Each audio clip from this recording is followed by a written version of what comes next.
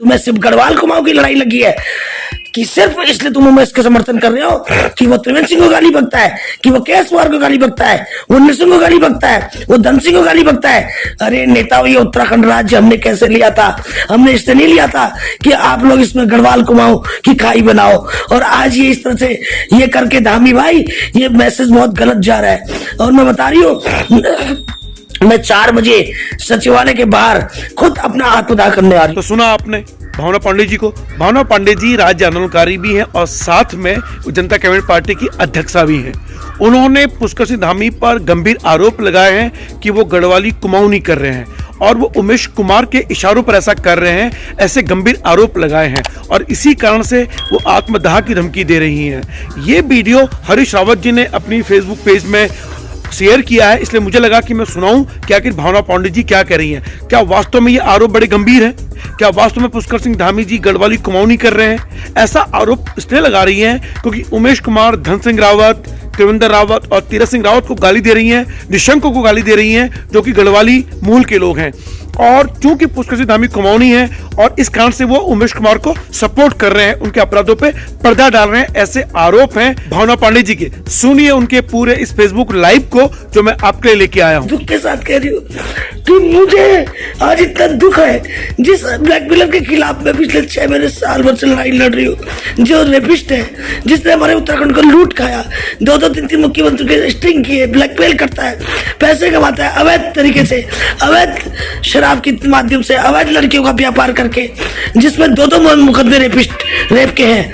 एक already high court में चल रहा है, एक पुंडरी लड़की का रेप किया और उसके बाद इसने कितनी लड़कियों के साथ किया, ऐसा गलत काम किया, ये सारी दुनिया जानती है। किस तरह से लोगों की सीढ़ियां बनाता है, उनको ब्लैकमेल करता है और उस आदमी को सरकार समर्थन कर रही है। मैं धामी से पूछना चाहती हूँ कि तूने किस बात का मुझे इनाम दिया, किस बात का इनाम दिया मुझे बता। मैं जीना नहीं चाहती ऐसे प्रदेश में। मैं आज आत्महत्या करने आ रही हूँ। 4 बजे सचिवालय के बाहर मुझे कोई रोक नहीं पाएगा, कोई नहीं रोक पाएगा।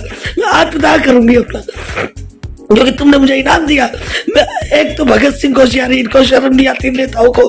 कभी तू उसके लड़के को केक खिलाता है, कभी तू उसके प्रेस कॉन्फ्रेंस करता है, कभी अभिनव जैसा आदमी मैं बार बार कह रही हूँ वो उसका सपोर्टर है। और क्या कहते हैं, उस जैसे ब्लैकमेलर आदमी के खिलाफ तुम एसएलपी वापस करके तुमने मेरे मुंह पर तमाचा मारा है, तुमने उत्तराखंड की बेटी के मुंह पर तमाचा मारा है। नहीं चाहिए हमें ऐसी सरकार, नहीं चाहिए ऐसे लोग, नहीं चाहिए ये मुख्यमंत्री। या तो मुख्यमंत्री बदलेगा या मैं आत्मदाह करूंगी, वरना एसएलपी वापस ली तो समझ लेना इस उत्तराखंड में भूकंप आ जाएगा। भूकंप ये अच्छी बात नहीं होगी, ये बीजेपी के लिए बहुत मुश्किल हो जाएगा।